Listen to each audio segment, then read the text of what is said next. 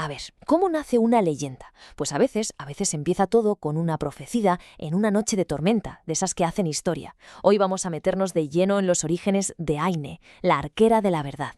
Una historia que se forja, nada menos, que entre el rugido del mar y un destino que parece ya escrito. Imaginemos la escena, ¿vale? Una tormenta brutal, el océano comiéndose la costa, y en mitad de todo ese caos, su padre, en lugar de ver una amenaza, lo que ve es un presagio. Sus palabras se convierten en el destino de Aine. Es una profecía que la marca antes incluso de que aprenda a andar. Va a ser, fijaos, la flecha que nunca falla, la verdad que no se dobla.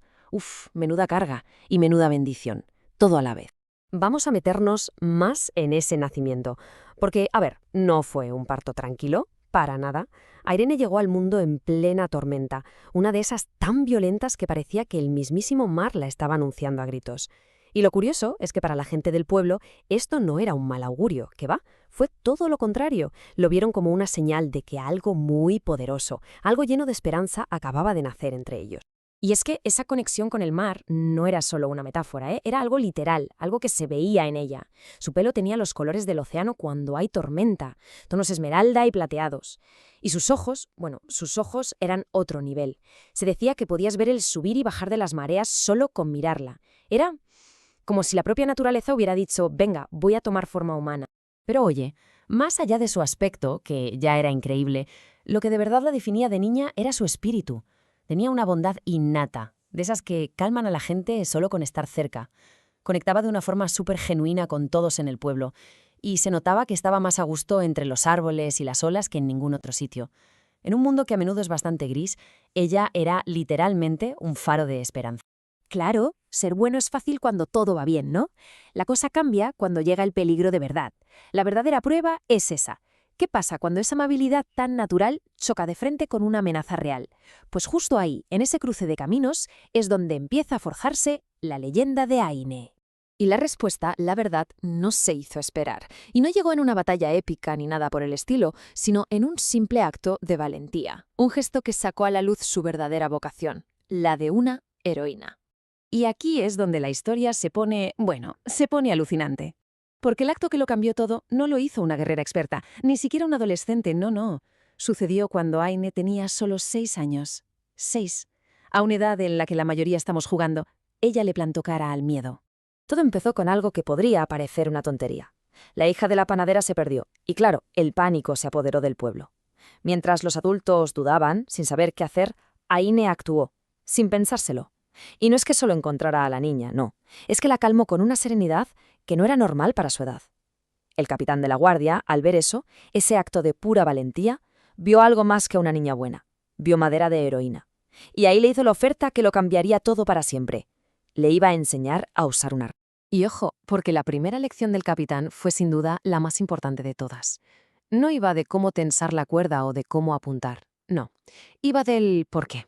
Le enseñó que un arco nunca se le obliga a la rabia o a las prisas, sino a la justicia y al deber. Y esta idea no fue solo una lección de tiro, se convirtió en el núcleo de su poder, en el pilar de aquella profecía de su padre. Y claro, con esta filosofía como base, lo que pasó después fue de otro mundo. Trascendió cualquier entrenamiento. Aine no es que aprendiera a usar el arco, es que era como si sus manos ya lo supieran, como si recordaran algo muy, muy antiguo. La diferencia era tan bestia, que el propio capitán lo resumió de una forma genial. Su propio hijo, que se esforzaba un montón, se peleaba con la cuerda. Aine, en cambio, la hacía bailar. ¿Se entiende la diferencia? Ella no luchaba contra el arco, fluía con él, estaba en sintonía.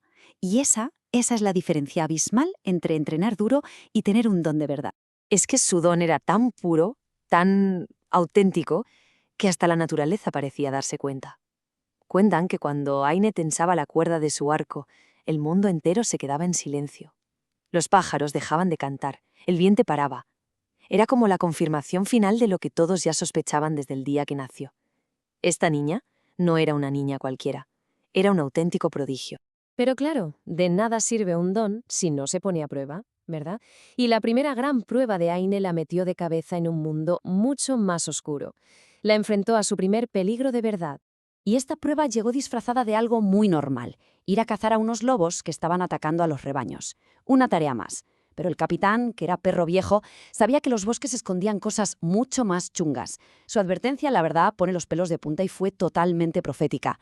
Les dijo que no iban solo a por lobos, se estaban metiendo en un territorio donde acechaban sombras, sombras mucho más antiguas. Y vamos, no se equivocaba ni un pelo. La cacería se convirtió en una trampa en toda regla. De repente se vieron emboscados, rodeados por una manada de lobos que actuaba con una inteligencia que no era normal. Pero en mitad de todo ese caos, el don de Aine simplemente explotó. Sus flechas no eran flechas, eran relámpagos de luz que partían la noche. Y justo en ese momento, en el pico de la lucha, apareció alguien más. Una figura quieta, encapuchada, que estaba claro que no había ido a ver a los lobos. Estaba allí para observar. Cuando acabaron con los lobos, esta figura salió de entre las sombras. Pero no atacó, ¿qué va? Solo se acercó a Aine y con una voz que sonaba como el viento, le dio un regalo y le soltó un acertijo. Para la flecha que no rebate el mal, hija del horizonte. Unas palabras que, así de primeras, no tienen ningún sentido, pero que se notaba que tenían un peso ancestral. Y el regalo, bueno, el regalo era una auténtica pesadilla hecha objeto. Una estatuilla de coral negro tallada con unos tentáculos que parecían moverse solos, como si estuvieran vivos. Eso no era un trofeo de caza, para nada. Era un aviso. La prueba física de que el mal que se escondía en ese bosque era algo mucho más antiguo y mucho más terrible de lo que nadie jamás podría haber imaginado. Con ese objeto tan siniestro en la mano, la infancia de Aine se acaba de golpe. La niña que nació del mar ha encontrado su don, sí, pero también acaba de encontrar a su enemigo. Su leyenda ya no es solo la de una arquera increíble, sino la de una guardiana contra la oscuridad. Y la pregunta que se queda flotando en el aire, la que va a marcar todo su futuro, es esta. ¿Qué amenaza ancestral se acaba de despertar? A ver, esta historia es que no empieza por el principio, no. Empieza por el final, con un espectro. Y esto, claro, nos deja con una pregunta flotando en el aire, una pregunta de las gordas. ¿Cómo es posible que una luz tan brillante acabase reducida a esta oscuridad tan absoluta? Hoy vamos a meternos de lleno en la anatomía de una caída. La de Aine, una arquera que, para que nos hagamos una idea, su nombre era sinónimo de esperanza. Vamos a ver cómo se forja una leyenda. Sí, pero lo más interesante, lo más oscuro, es cómo una mente fría y calculadora puede destrozarla pieza por pieza.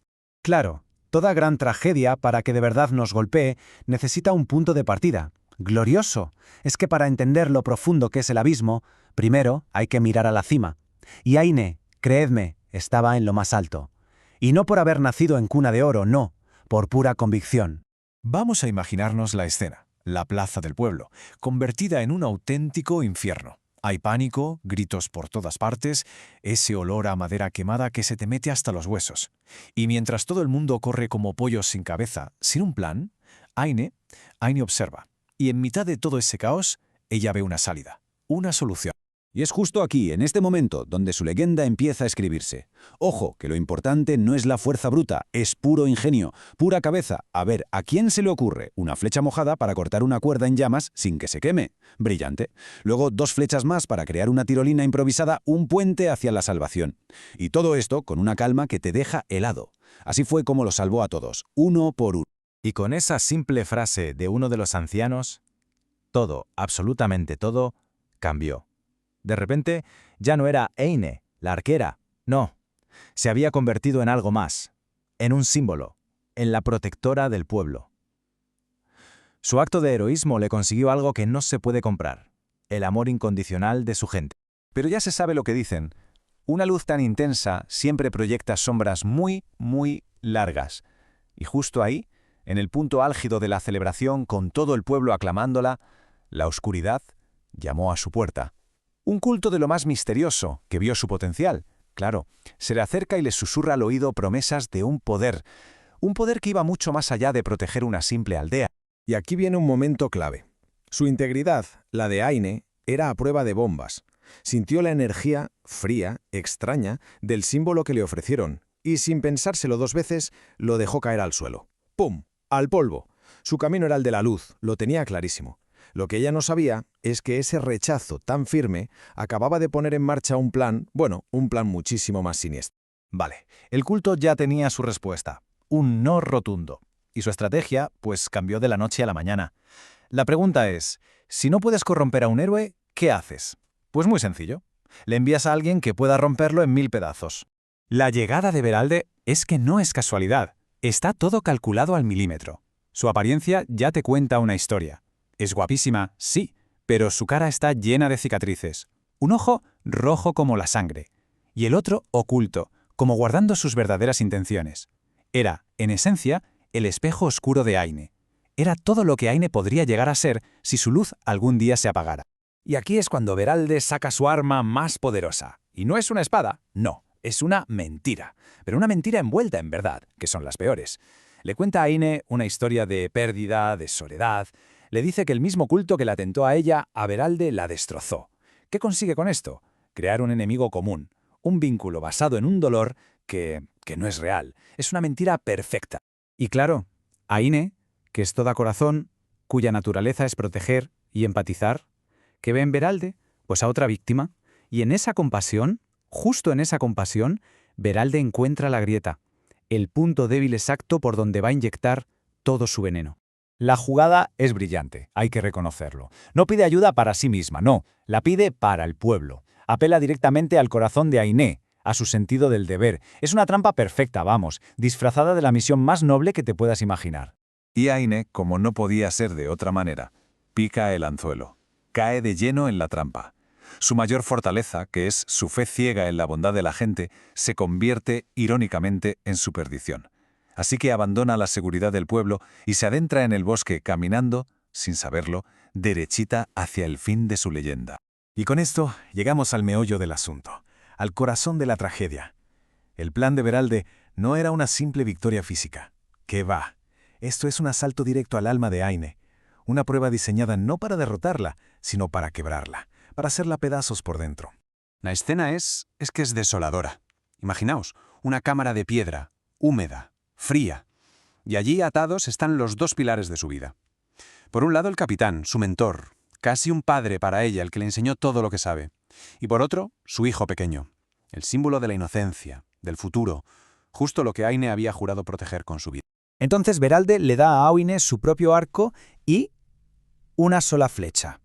Y le plantea una lección que es la crueldad en estado puro. Porque aquí no hay respuesta correcta. Elijas lo que elijas, es una condena. Es una tortura psicológica de manual, diseñada para que Aine se sienta culpable para siempre, sin importar lo que haga. El dilema es perfecto en su maldad. Salvar el pasado, a quien te formó, o salvar el futuro, a quien juraste proteger. Es un juego macabro donde la única salida es el dolor. Y Beralde, por supuesto, está ahí para asegurarse de que Aine lo sienta, y con toda la intensidad posible. Aine está atrapada en una pesadilla y tiene que decidir. Y en el preciso instante en que suelta la cuerda del arco, en que la flecha sale volando, el verdadero plan de Beralde se revela. Y lo hace con una brutalidad absoluta. Desesperada, elige salvar al niño. Dispara su flecha. ¿Pero la trampa?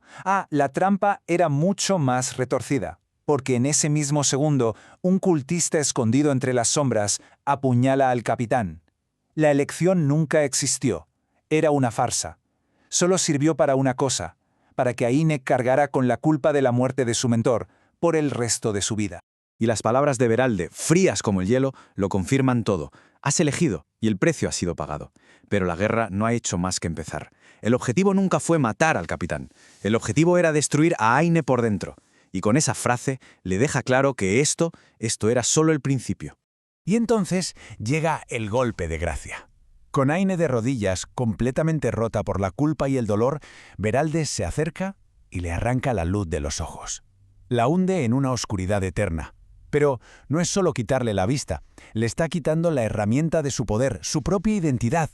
La oscuridad de fuera se convierte en un reflejo perfecto de la oscuridad que tiene por dentro. La heroína que entró en ese bosque ya no existe. Ha muerto. Lo que sale de esa cámara de piedra es otra cosa, algo totalmente distinto, algo roto, vacío, consumido por la pérdida.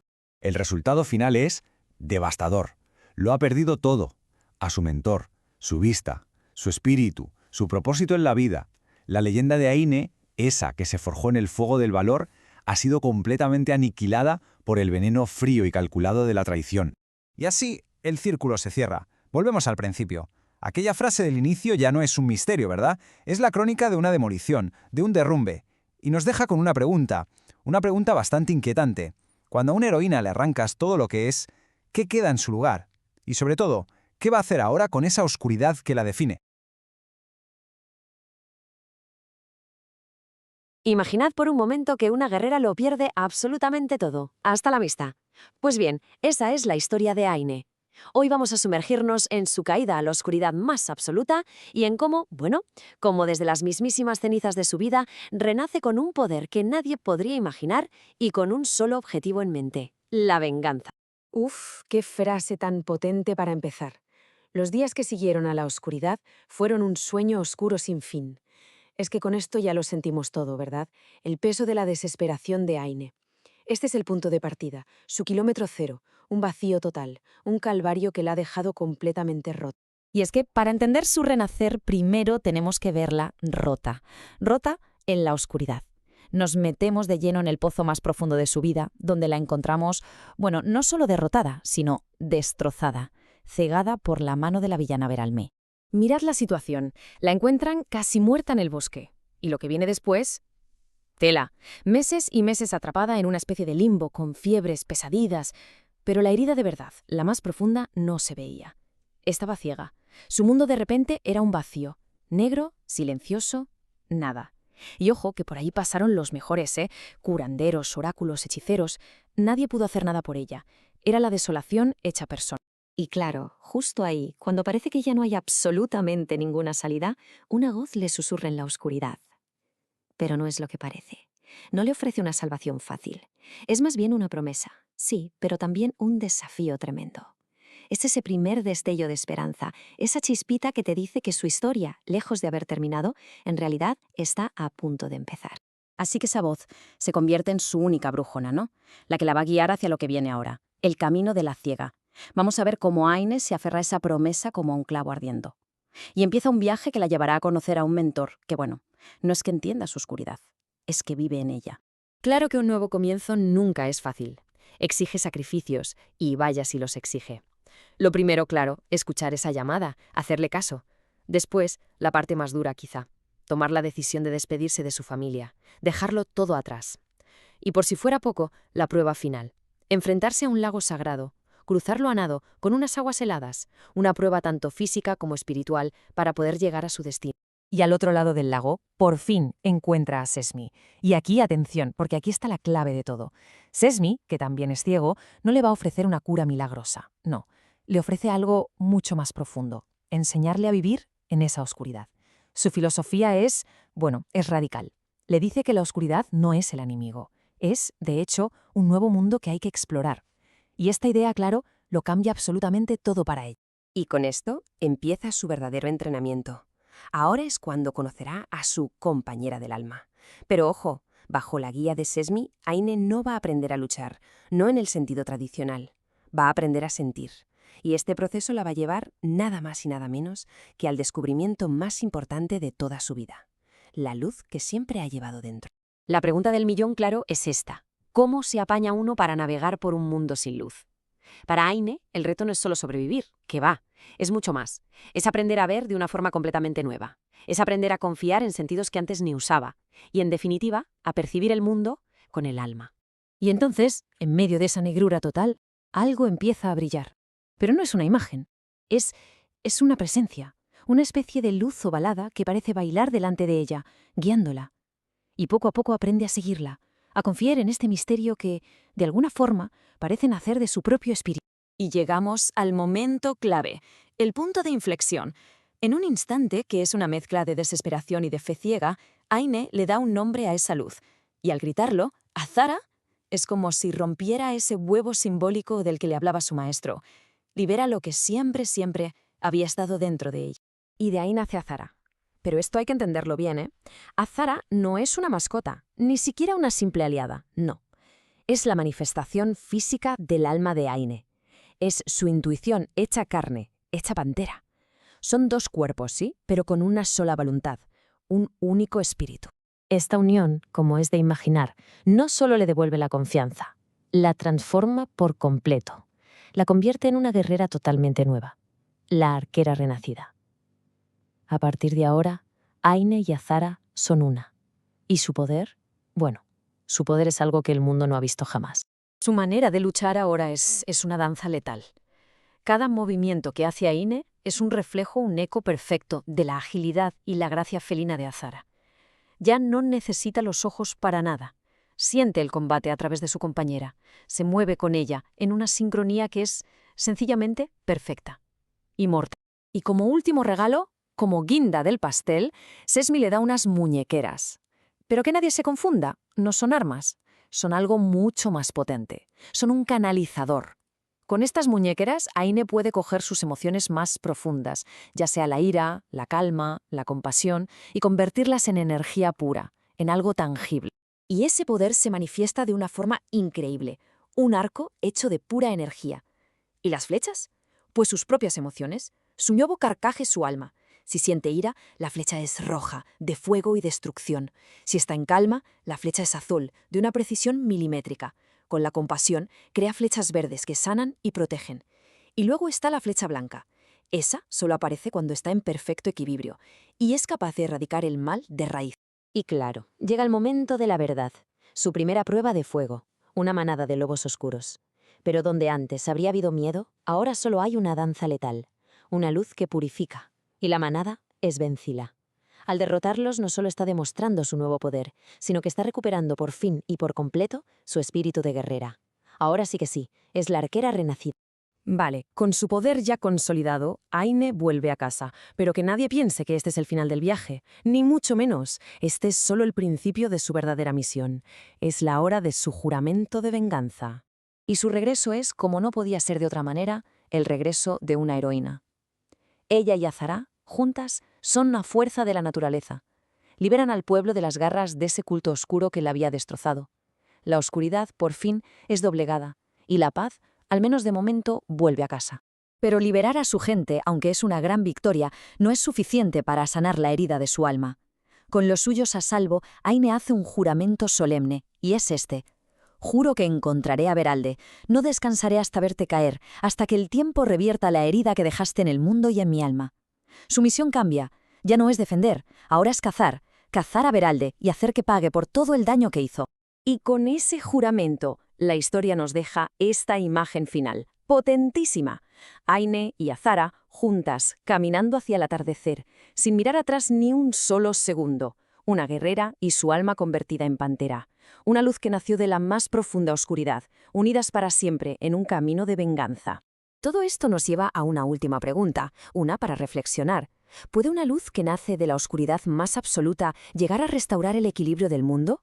El viaje de Aine al final nos habla de eso, de la dualidad, de la redención y de ese poder increíble que a veces solo puede forjarse en las peores heridas.